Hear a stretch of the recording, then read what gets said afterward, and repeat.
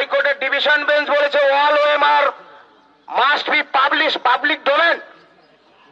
হাইকোর্টের রায় মানছে না। আজকে সেই ওএমআর এর ভিত্তিতে যোগ্য তালিকা সরকারের কাছে তৈরি আছে। রাজ্য সরকার, মমতা বন্দ্যোপাধ্যায় আমাদের মুখ্যমন্ত্রী, তিনি আমাদের প্রিয় মুখ্যমন্ত্রী, তিনি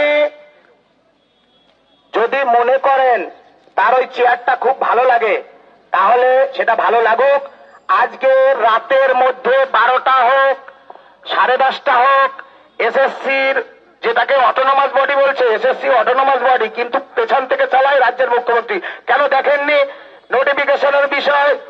নবান্ন থেকে প্রেস কনফারেন্স করে বলেছিল। আমাদের বক্তব্য হচ্ছে আজকের রাত 12টার মধ্যে untainted teacher and non teaching staff তাদের তালিকা প্রকাশ করতে হবে। আর অন্যথায় যারা নেতৃত্ব আছে, আমাদের চিন্ময় বাবু, মেহবুব দা, চিন্ময় দা, রবিউল, কৃষ্ণকুমার, আরো সুমিতব সরকার সহ আরো যারা আছেন শিক্ষাকর্মীরা, সকলকে নমস্কার। আমরা একযোগে এক হয়ে আজকে লড়ছি। যোগ্য তালিকা দিন, আমাদের কলঙ্কের হাত থেকে মুক্তি দিন, যোগ্যদের চাকরি ফেরত দিন। কোন টালবাহানা, কোন অজুহাত, কোন শক্তির কাছে, কোন রাজনৈতিক শক্তির কাছে আমরা অন্তত মাথা নত করব না। এটা আমাদের বক্তব্য। 22 লক্ষ ওএমআর প্রকাশ, ওএমআর এর ভিত্তিতে যোগ্য তালিকা দিন। আর মাঝখানে ডান দিকে বাদিকে কোন সেন্টেন্স নেই। পরীক্ষা 10 বছর পর মানছি না, মানবো না, একটা লাইনও বলবো না পরীক্ষা নিয়ে। এইটুকুই বলার। মাননীয় মুখ্যমন্ত্রী, আমাদের যোগ্য তালিকা দিন। এই জায়গা আমরা ছাড়ছি না, ছাড়বো না। পরীক্ষা মানছি না, মানবো না। মেহবুব ভাই,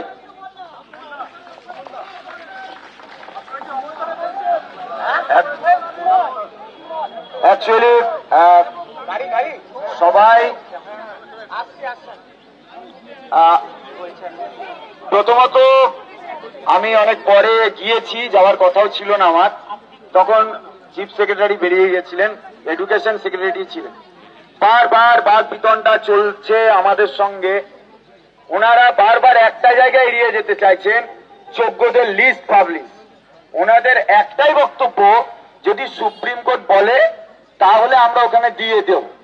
আমাদের প্রশ্ন ছিল আমাদের চাকরি থাকুক বা না থাকুক সেটা আপনাদের, কারণ ওনারা বলছেন যে তোমরা যদি বলো যে লিস্ট পাবলিশ করতে, ওএমআর পাবলিশ করতে, তাহলে তোমরা ড্রাইভার, আমরা প্যাসেঞ্জার হয়ে যাব, আর গাড়ি যদি উল্টায় তার দায়ী তোমাদের। এরকম, অর্থাৎ তারা দায়িত্ব আমাদের উপর ঠেলছে। যদি লিস্ট পাবলিশ হয় তার দায়, এবং তার ক্ষেত্রে যদি কোনো দুর্ঘটনা ঘটে রিভিউতে, তাহলে তার দায় নাকি আমাদের। দুর্নীতির দায়টা আমাদের নয় তো। আমরা এই নিয়ে অনেকক্ষণ ধরে বাদ বিতণ্ডা কন্টিনিউয়াস হয়েছে। শেষে আমরা একটা কথাই বলেছি, আমাদের চাকরি নিয়ে আমাদের যে সংশয়, দরকার নেই আপনাদের সেই বিষয় ভাবতে। আপনারা ইমিডিয়েট লিস্ট পাবলিশ করুন, এখনই লিস্ট পাবলিশ করুন। আমরা ওয়েট করছি।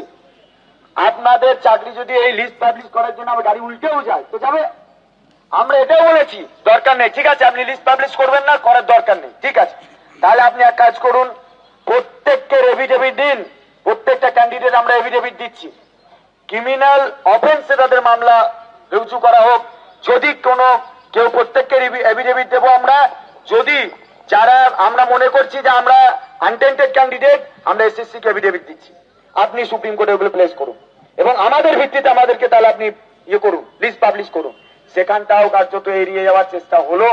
আমরা লাস্ট পর্যন্ত আমরা যে জায়গায় আমাদের ধরেছি, এখনো পর্যন্ত লাস্ট উনি বলে গেলেন ঠিক আছে আমি এখন আবার সিএস এর কাছে যাচ্ছি।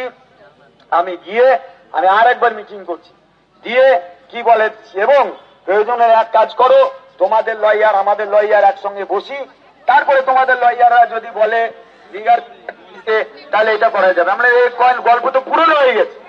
বারবার এই কথাটা আমরা বলেছি যে আপনারা বসুন। বিকাশ ভবনের সামনেও 7 দিন ধরে আমরা অপেক্ষা করেছি।